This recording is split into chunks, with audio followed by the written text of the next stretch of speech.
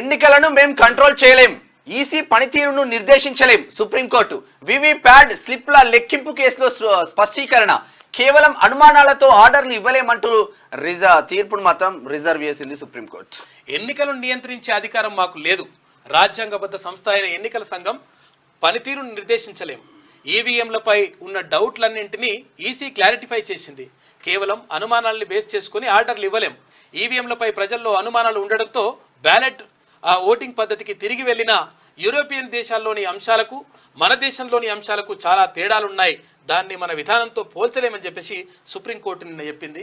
అయితే ఇక్కడ ఈవీఎం ఉంటాయి కదా, ఆ స్లిప్లు ఉంటాయి కదా, అవి ఏది దాంట్లో పడతా ఉంటాయి వివిప్యాట్ స్లిప్లని లెక్కించాలి అని చెప్పేసి అంటే అది అనుమానాలు మాత్రమే. అది దానికి శాస్త్రీయమైనటువంటి ఆధారాలు లేవు కాబట్టి మేము దాన్ని తప్పుపట్టలేము. అది కూడా రాజ్యాంగబద్ధమైనటువంటి సంస్థ కాబట్టి దానిలో మేము జోక్యం చేసుకోలేమని చెప్పేసి సుప్రీంకోర్టు చెప్తా ఉంది.